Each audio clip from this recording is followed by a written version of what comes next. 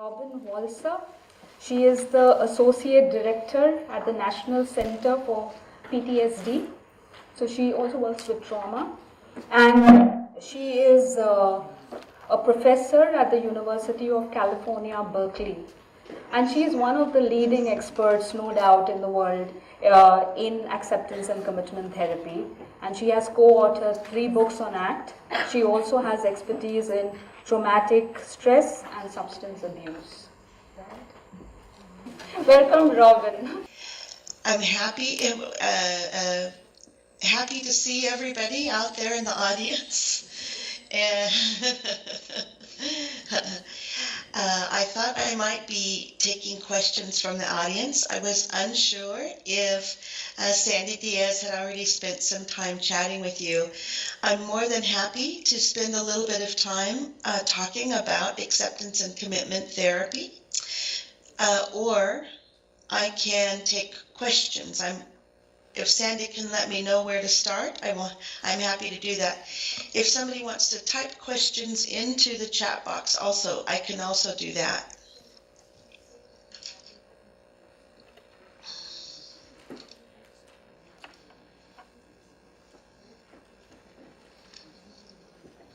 I hope you all are enjoying your conference.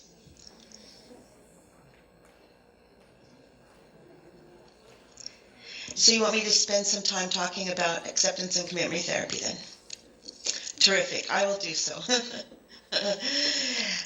Well, I will just start off the top of my head and spend a bit of time chatting with you about ACT, as it's called.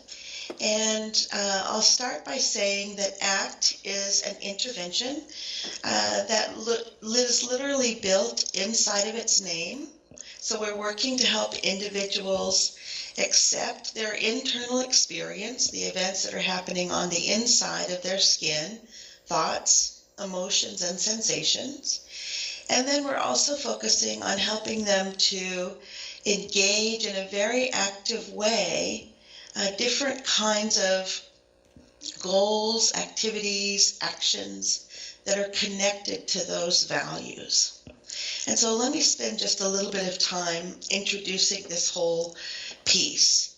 And Yogesh, can you tell me how much time I should take so that I can know about when to pause?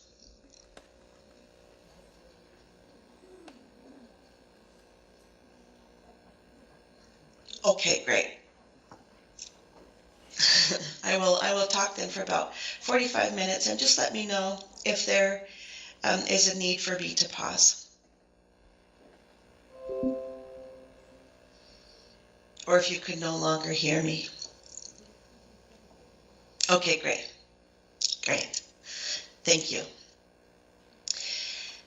So first let me start by saying that part of what happens with us as individuals is that when we begin life, we are initially not verbal creatures. We don't yet start thinking the way that we're thinking now. And indeed, it's hard to even imagine or remember what it might be like to not be with a mind, so to speak. And so from the ACT perspective, we begin to learn language, and when we do so, that language becomes more complicated, and reaches a point where it's very fluid, and it's as if we never had a time when we were without language. And from the ACT perspective, what we're doing in this particular situation is languaging or minding. That is our mind. And once we start to do that and problem solve, we lose contact with another way of knowing the world, an experiential way of understanding the world. And we move away from what we know outside of this verbal processing machine. It's constantly commenting, chatting, evaluating, categorizing, stepping in, and really taking over our world. When we move away from experience, we can get into places where we get quite stuck. We learn to start interacting with ourselves from a very verbal place. And in that time, in that place where we're interacting from a very verbal place, we begin to categorize our emotional and thought experience. So just like we might categorize, nuts and bolts as big and large, or we might categorize things in terms of color, yellow, brown, green, orange, or we might categorize things in terms of animal, plant. We really are very good at this once we learn language and we teach each other how to respond this way. But the thing that we also do in that circumstance is to turn back towards ourselves and start to categorize our own inner experience. And one of the things that we do is we start to label things like anxiety or sadness, thoughts that we don't like, thoughts that we're not a good enough or we're not okay person, as good and bad. We start to sort our own internal experience. Now, this is not necessarily problematic, except that in so doing, we are sorting our experience in such a way that, and we grow up with messages about our experience, that we begin to relate to our insides as if parts of us are broken or problematic. So for instance, we might begin to label anxiety as problematic, or label sadness as problematic. But these are actually quite normal human experiences. We're built to feel these kinds of sensations, and we're built to experience everything from fear all the way out to joy. But once we get into this categorical relationship with our experience, we also then set up this kind of problem-solving deal with ourselves. If anxiety is bad, and if sadness is bad, if thoughts are bad, then what we need to do in order to be acceptable, in order to be lovable, in order to be fitting people in the world, then what we need to do is try to eliminate those experiences. And we lose contact with the notion that maybe these experiences cannot be eliminated, but will engage in a very heavy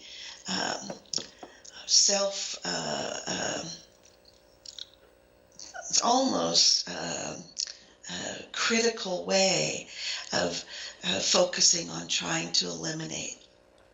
So if I have anxiety, it's bad. And if I have sadness, it's bad. And what I need to do is figure out how to get rid of those experiences and get rid of them. And we've built whole systems around this approach. In the Western world, we use the Diagnostic and Statistical Manual to label thoughts and feelings as disordered. They're dysfunctional. They're irrational. And once we get all of these kinds of labels going around these experiences, it only makes sense in a logical sort of problem-solving way to eliminate those things that are irrational and dysfunctional. That's a very solid way to fix what's wrong, especially from a problem-solving point of view.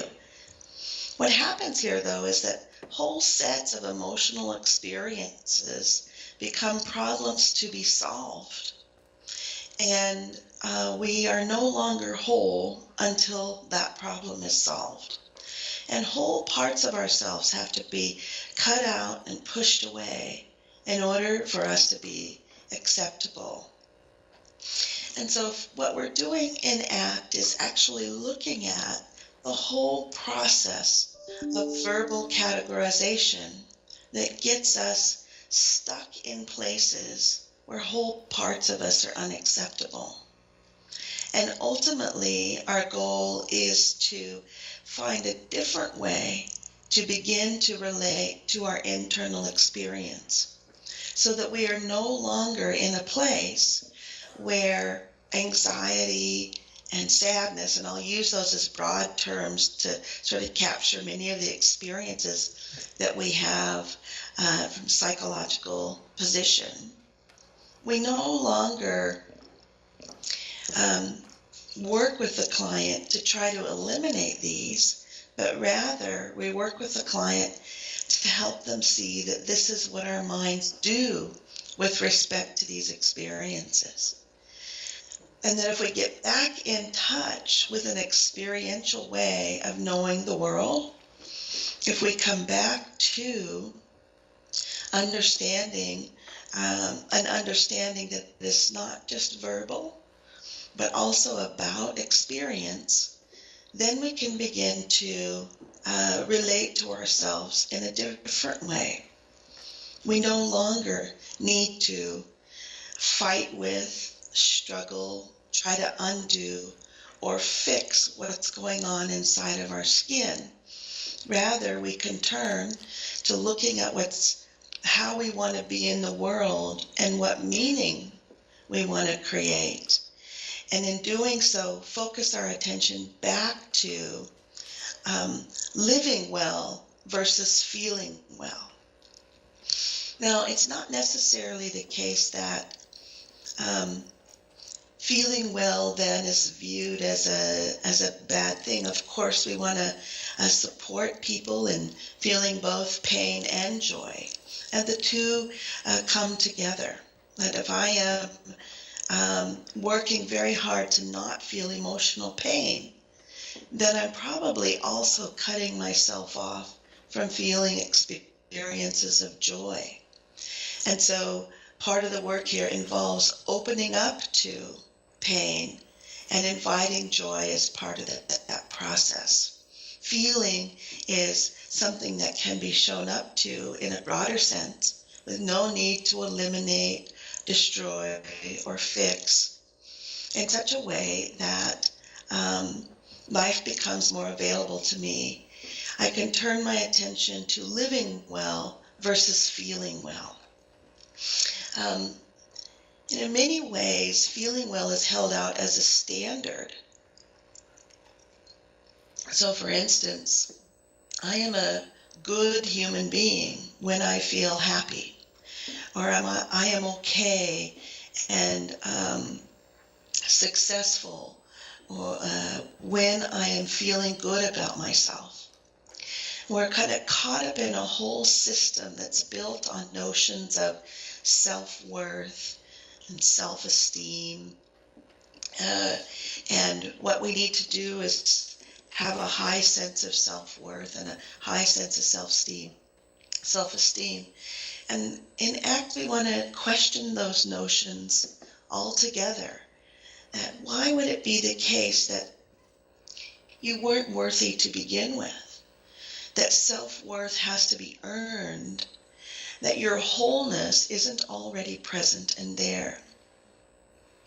And once we get into this position of trying to eliminate what we call negative experience, this stuff that's happening inside of our skin, then our life becomes about how to fix ourselves.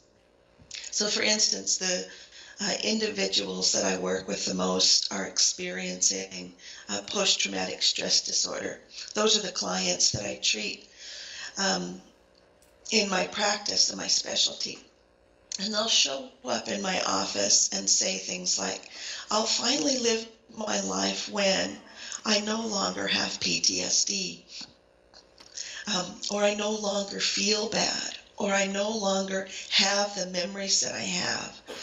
These things don't continue to show up in the way they show up for me. The biggest problem there is, though, is that life becomes very narrow and very focused on trying not to experience certain events.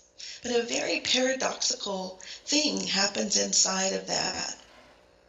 And that's that if I'm working really hard to try not to think about something, I'm probably going to create more of the same. There is a way in which the process of trying not to think about something actually sets up thinking about it. I can give you a quick example of this. I'm still here. I haven't gone away. I'm just reaching for a pen. So let's imagine that as I'm talking to you, I want to do a small experiment. And what I do is I hold up this pen, and I'm hoping you all can see it. And let's imagine for a moment that the pen makes a sound when I hold it up. And the sound that it makes is woo. So, and woo is no particular sound. It's a sound I'm making up. I'm just saying woo. So every time I hold up the pen, the sound is woo.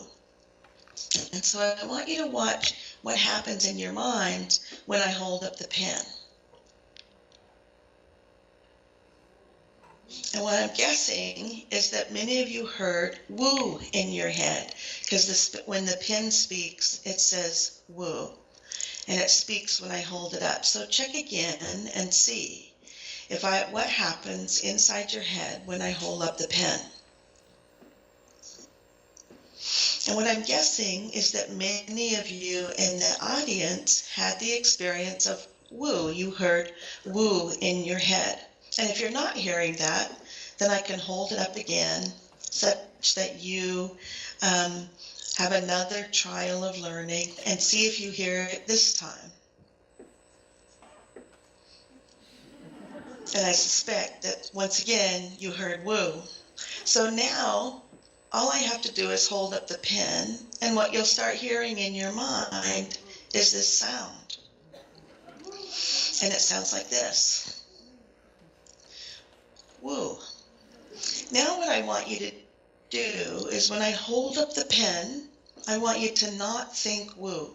Whatever you do, don't think woo. Right? Now, how many of you raise your hand if you were successful at not thinking woo when I held up the pen?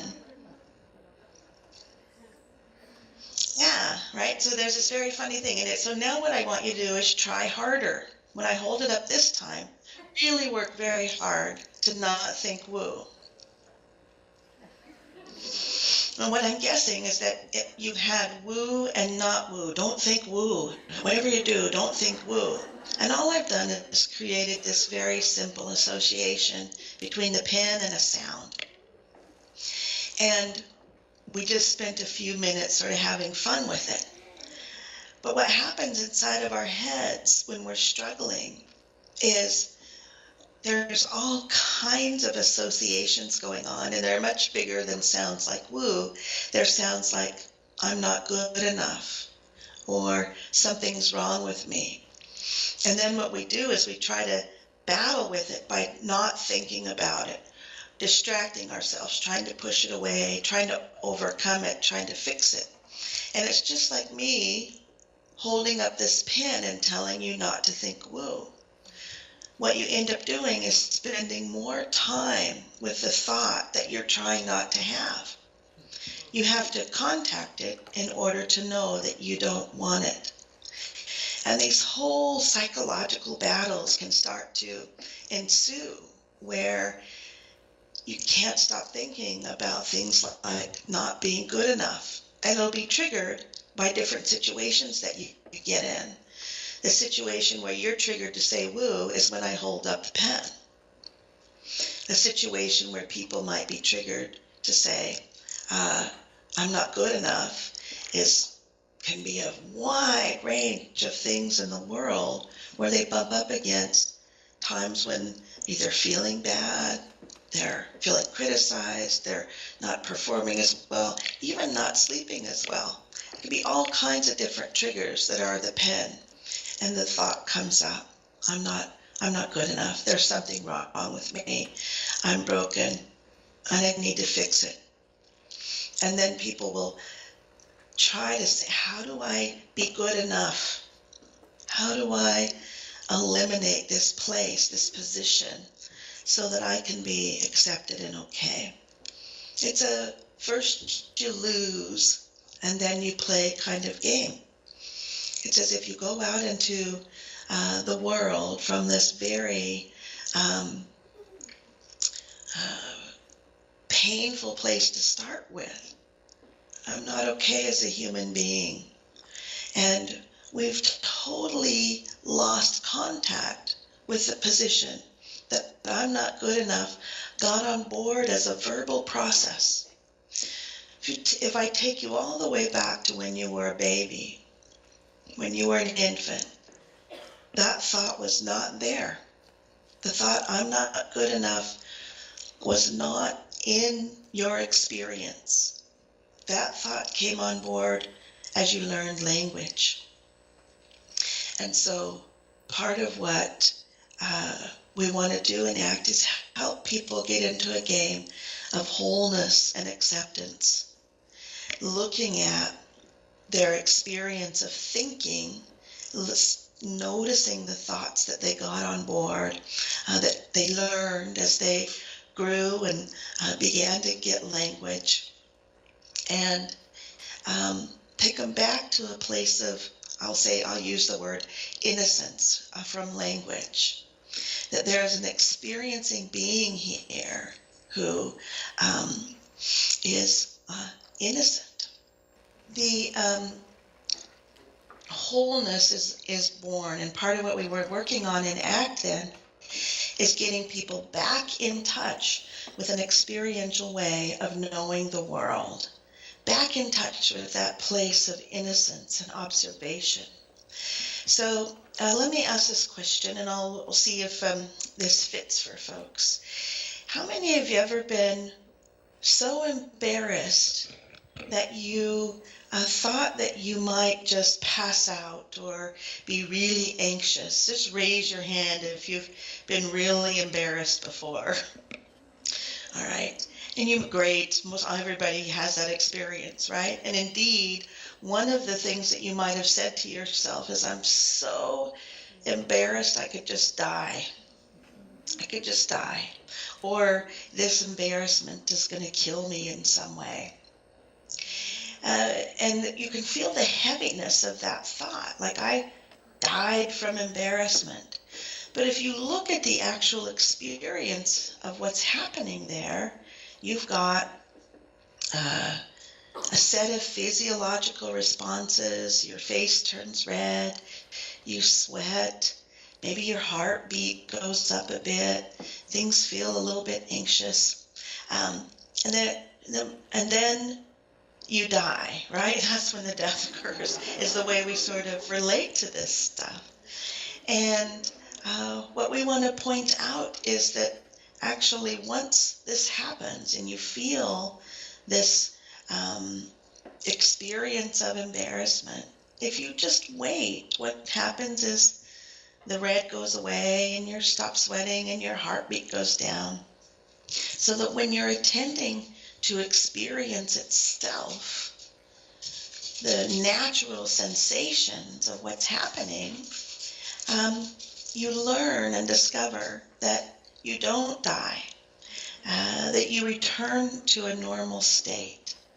But your mind, that's a pretty powerful thing for your mind to say. And there's some people who get so involved with what their mind says. You would take social anxiety, for example, that very thought itself becomes quite powerful. And the individual begins to buy into and believe the notion or the experience that they might actually die. And so part of what we want to do is help them reconnect to the ongoing flow of experience, recognizing that death does not occur in these circumstances. And under situations of sadness, situations of anxiety, situations where your thoughts are getting all entangled, is that experience actually flows. And your mind is an ongoing thinking process. And if you can observe and watch these from a certain perspective, you come to know the world and yourself in a different way. You begin to view your self as a process instead of an event, like I'm worthless. So what we do in ACT is use 6 core processes to help with this rediscovering our experiential nature.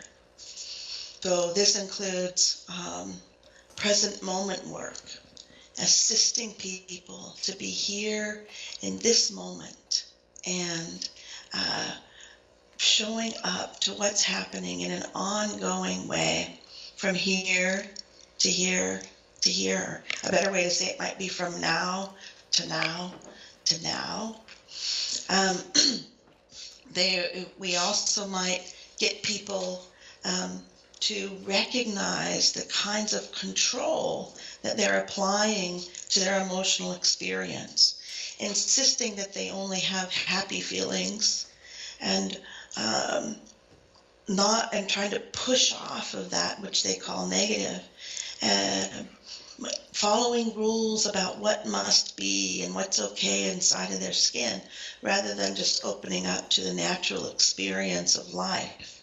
So here we would focus on helping individuals to be aware and accepting of their emotional experience, the pain right up to the joy, all of what they're experiencing on the inside, what we call the good and the bad thoughts, the good and the bad emotions. And then to diffuse, and there's a process of fusion, and that's where you and your mind become one thing. It's as if you are a mind, not that you have a mind, but you become a mind. We want to help people to get back into a position where they're an individual with a mind, not an individual that is a mind.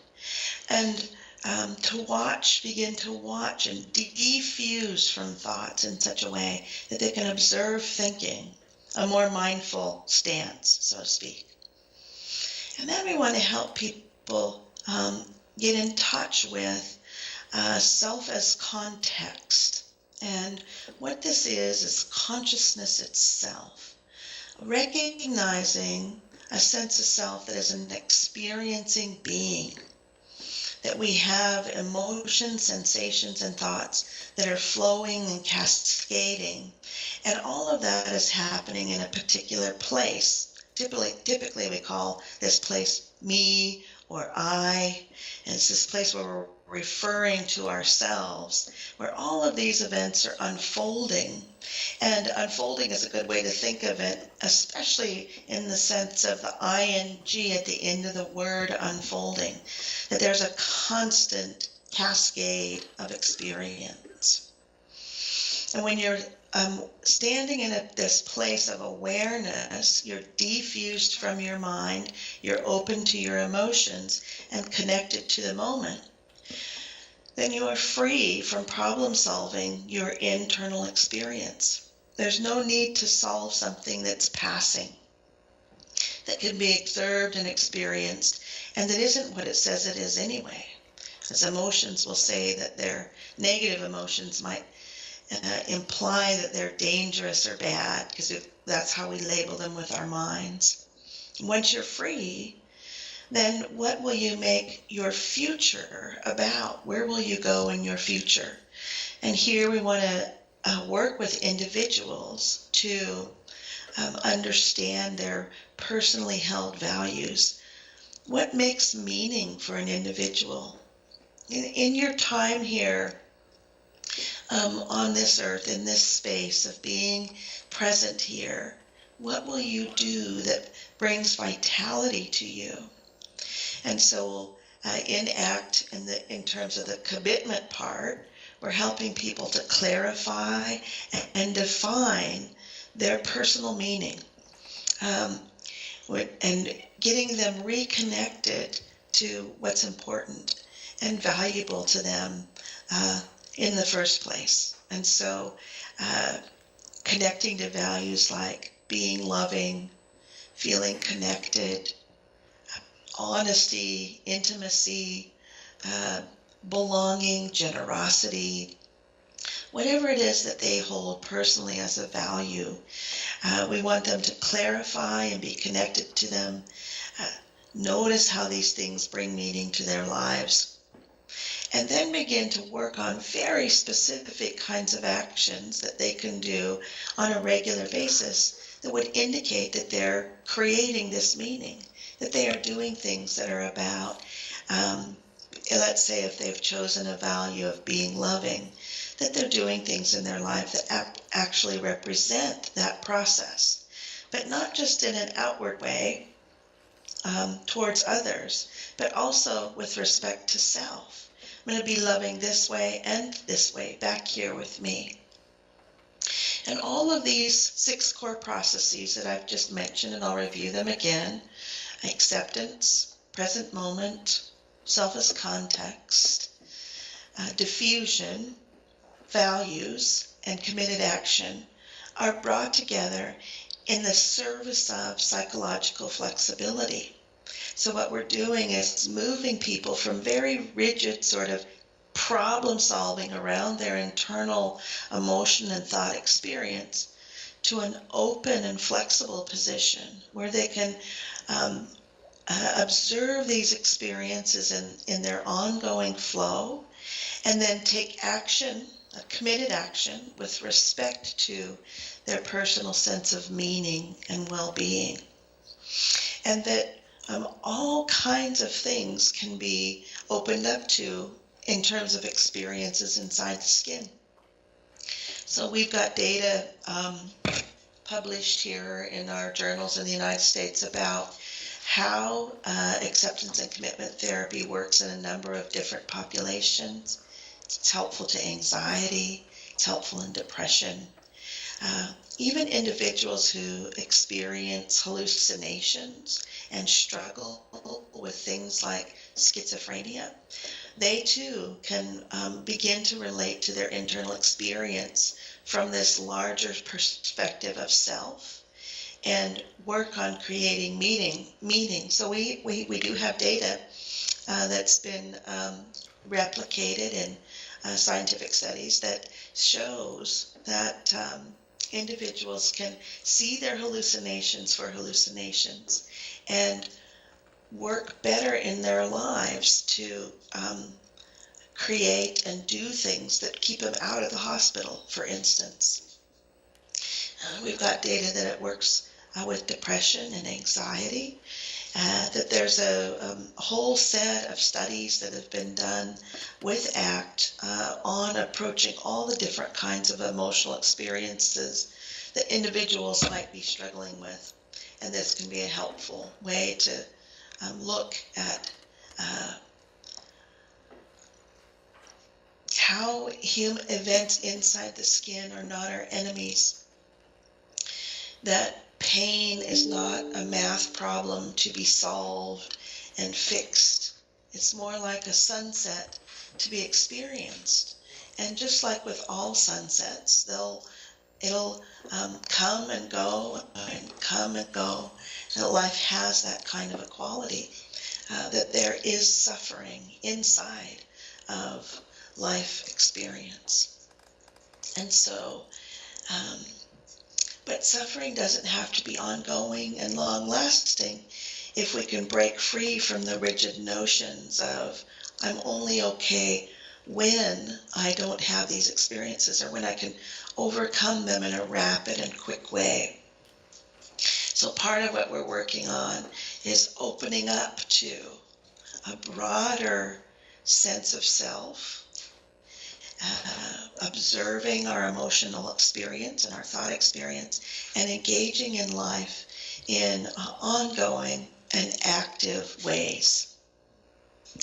And the final thing I guess I would say about this before I open it up to the audience for questions is that this truly is a process that there's no ultimate outcome in terms of awareness and observing and connecting to your values. These things are to be engaged in for the rest of one's life. There's no place where you arrive and you're done relating and observing your emotional experience. There's always more there to be done. And so in some ways I've thought about changing the name. I mean, I can't change the name. It's not my therapy. It was developed by Stephen Hayes, but to accepting and committing therapy rather than acceptance and commitment therapy because of its ongoing nature. And if you can work with clients to be open, aware, and active without any need to get into internal battles with themselves, then you can work on creating meaningful and vital lives from a very open and flexible stance. I would define that as well-being, that when you're able to do this, you are free from the shackles of suffering. And with that brief explanation, what I'll do is open it up to the audience for questions, see if there are things that folks are interested in or questions that I can answer from anyone. Hi, Robyn. Can you hear me? Hi. Hey. So my name's Ruth, and I have a quick question for you. My question is, Yes. If a mother is going through a traumatic situation when she's pregnant, does the baby feel the transference of that trauma? Because you talked about, bringing a person back to innocence, to a place where they did not know that they were not good enough, or to that effect. And so my question is, point one, if the mother goes through trauma, does the baby feel the trauma in the womb? And if yes, then what do we do about, experiences as a baby in the womb who is, facing this trauma, because it could lead to a person feeling unsafe throughout their life, if that is the case. So how do we? Yes, so let me just make sure I understood the question. The question is, does a baby in the womb experience a trauma experienced by the mom while pregnant? Is that the question? Yes. I understand that correctly. And if so, how does that impact the baby in an ongoing way? Yes. I don't know the data on this, but I suspect it's possible that if a mother experiences something traumatic while pregnant, that it might impact the baby in some way. I don't know what all the different possibilities are.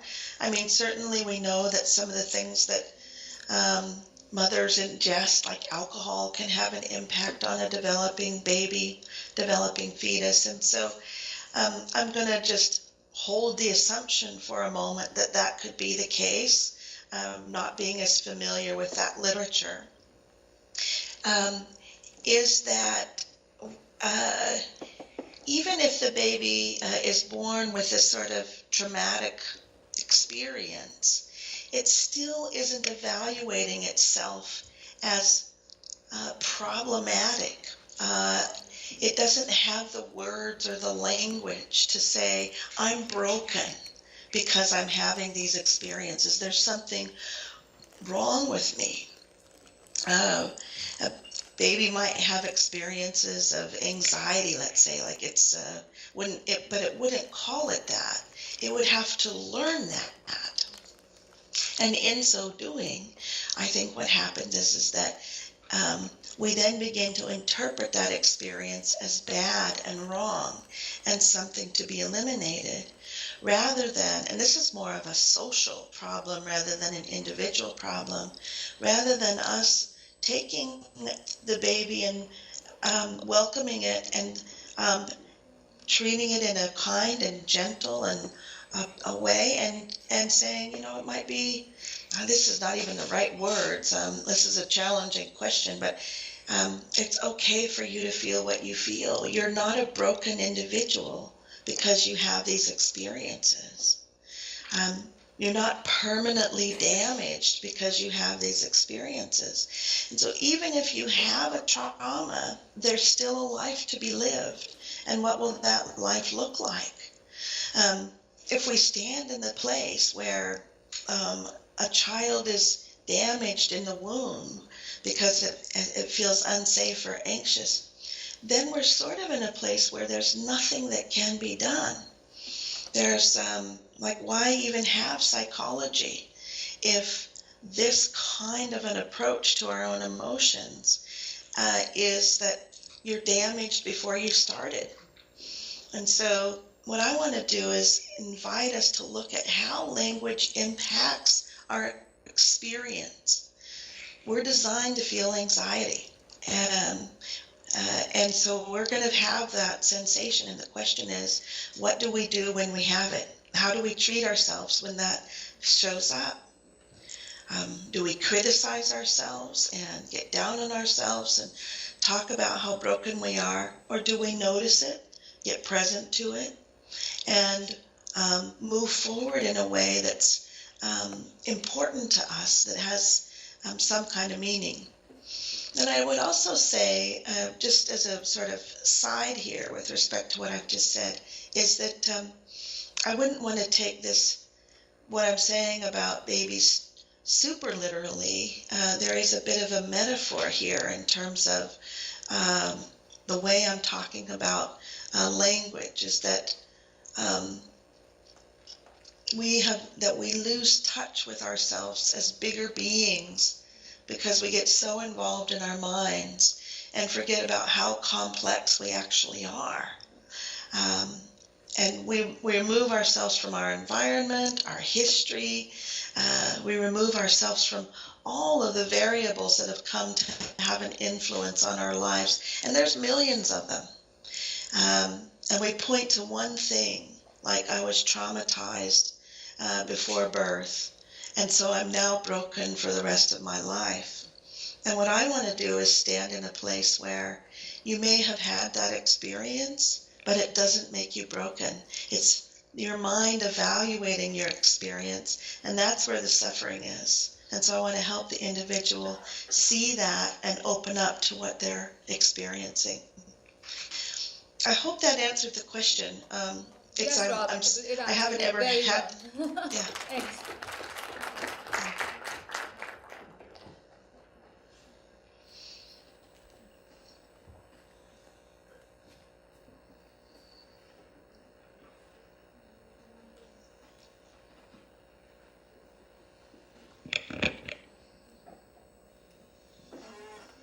Hi Robyn, I'm Vardhani. Hi.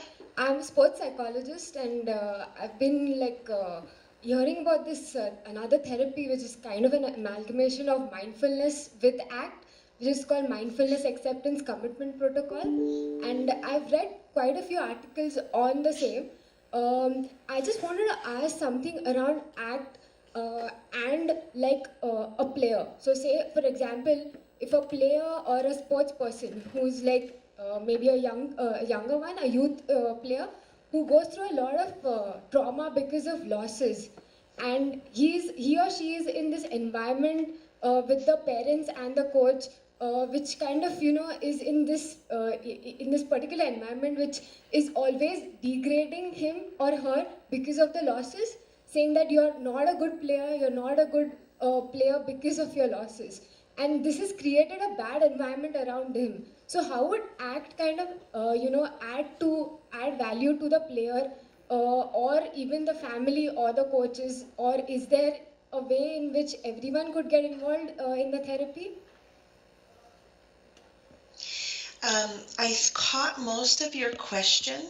I'm wondering if it can be repeated in just a shorter way so I can answer it appropriately. Sorry, I didn't hear the whole thing. Sure.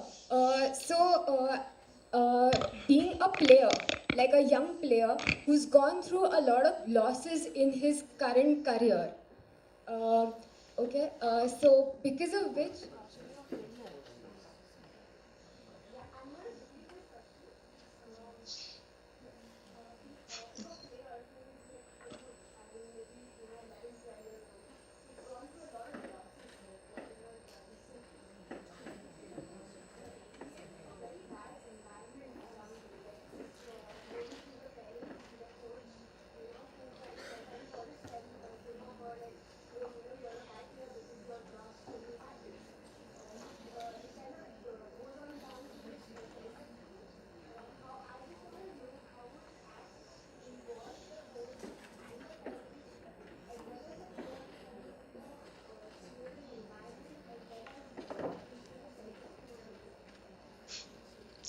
Yeah. Okay, thank you for repeating the question. Well, so I think you've got a big task, and one might be to work with all of them around understanding what it means to engage in being a good player. And this kind of a game, I would say, is also a psychological process. And part of what happens when individuals who are, I'm assuming, playing a sport of some sort, get stuck in I'm not good enough, I'm not playing well enough, I'm not okay, is again they're inside of their minds. And it may not have very much to do with their actual talent or ability. It's just that once they get inside of their minds, it's almost as if they put a mask on and they stop seeing what they know experientially, say through their practice. And they're now evaluating their actions from a perspective of something they've heard, like I'm not good enough, right? This is something that they might be seeing or saying to themselves. And you're opening up a whole other discussion about self-esteem, which I'll talk about in just a moment. And so what I might have the player and the parents and coaches, everybody who's involved, notice that thought, mindfully watch it, and not trying to fix the thought to convince themselves that they are a good player. Good player shows up in the action that you're doing, not in having the thought that you're a good player. And so I might work with the family and the person, the team, to notice that thought and just let it pass. I'm not a good player. Let it pass and stay engaged in practicing and working on what it is that you're trying to achieve in this process. Does that make sense? Does that answer the question? Yes. Okay, let me just make a comment about self-esteem. Sometimes I wish that we'd never come up with this concept. Because there's an implication behind it. Implication is that I will do well and I will be good when I think highly of myself, when I approach myself from the position of I'm a good person and I think highly of myself. And the problem with that is that there's enough events in life that we're bound to bump up against not thinking highly of ourselves. We do things where we feel ashamed. We do things where we feel guilt. We're involved in events in life in ways in which we are going to encounter pain. And so those feel the opposite of self-esteem. And what are we creating when we're asking people to walk around feeling good feelings all the time and feeling good about themselves, having good thoughts about themselves? I want us to question that and ponder it a little bit. I mean, at least in Western cultures, if you do too much of that, you actually get a label on that too. You're now arrogant and overly confident, and you're now, somebody who thinks too highly of themselves. And so you can get into this real game of low and high self-esteem. And I want to sort of step out of that game altogether and stand in the assumption that you're whole and acceptable, and that you don't have to feel good or in order to keep that position. You have to feel good about yourself. I'd like to change it if I had the capacity to holding yourself in an esteemed way. I will treat myself and I will treat others with esteem, rather than I have to feel good about myself. And so it's sort of an interesting thing that we as humans have got sort of wrapped up in terms of you have to have a high self-esteem in order to be okay. And I just want to start from the place that you're whole and okay. And now let's see what you want to create. That might have been more of an answer than what the questioner was asking, but whenever I hear about self-esteem, I want to sort of have us look at it a little bit more closely.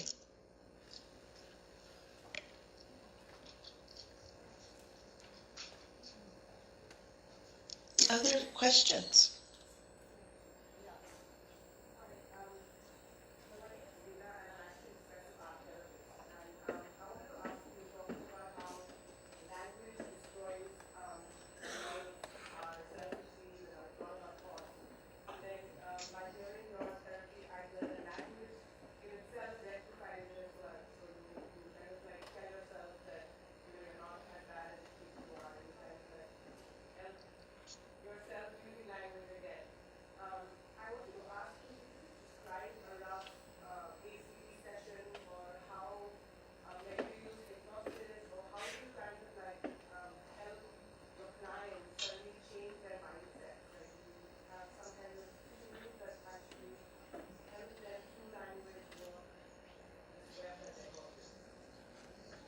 Yeah, no, that's a good question.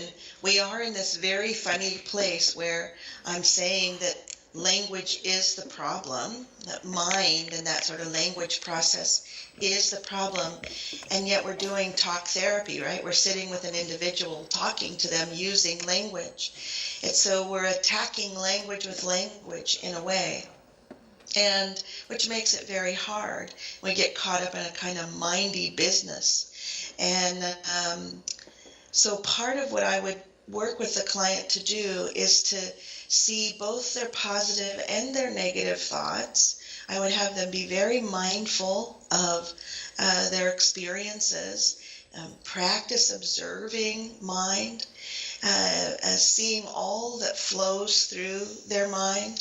And then there's a full set of exercises and metaphors. So I would start, if I were going to do a therapy, a full round of therapy with somebody, I would start looking at, with them, all of the different things that they've tried to feel better, to feel happy, to get rid of their negative thoughts, to fix themselves.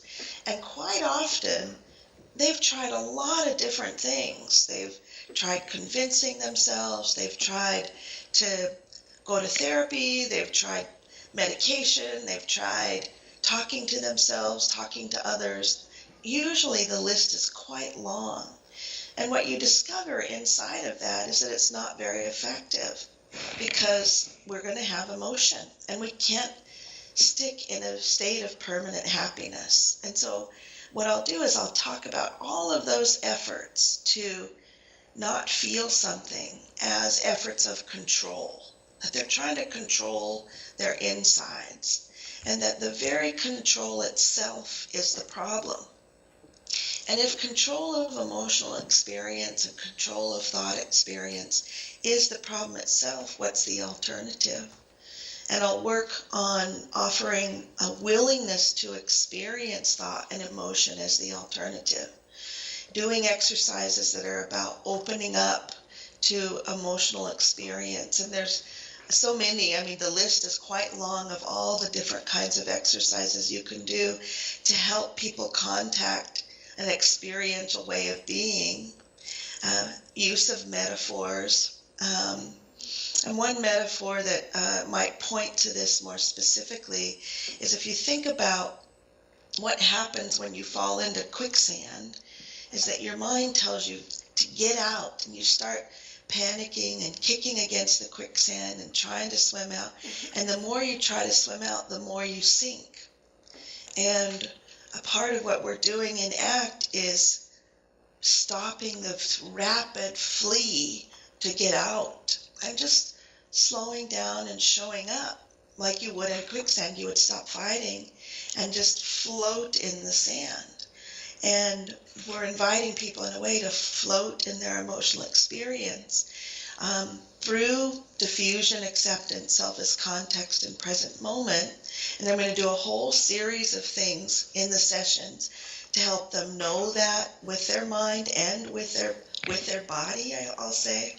And then I'm going to start working with them behaviorally, taking actions to get in line with those things that they value and they care about.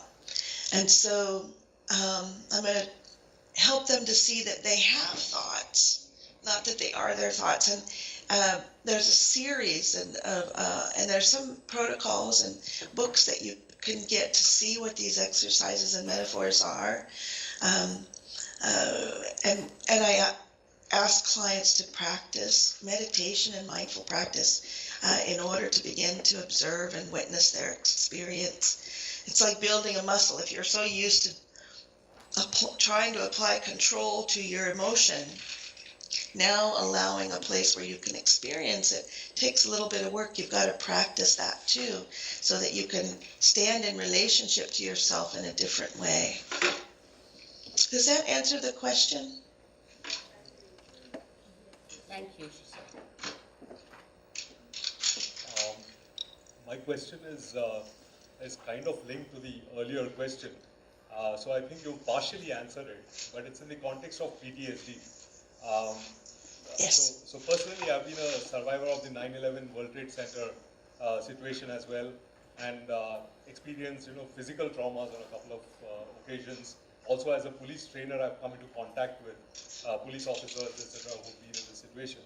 Now, my question is, the external physical trigger manifests in the body as sensation, which is very overwhelming, and it happens so fast that really there's no intervening process of thought or mind.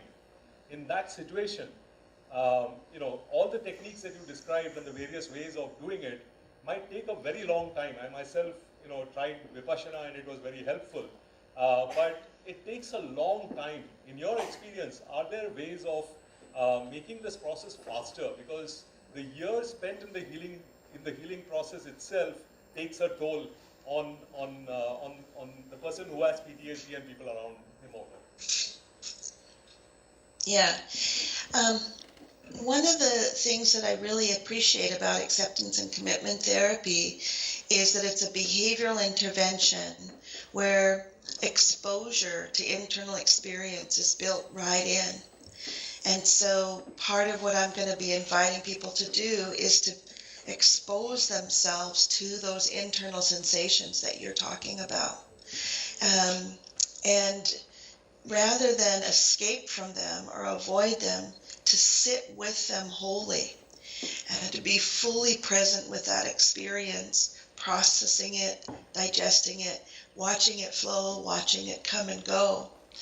And it may be the case that some people take longer amounts of time for that sensation to fall off and to become less problematic or less experienced.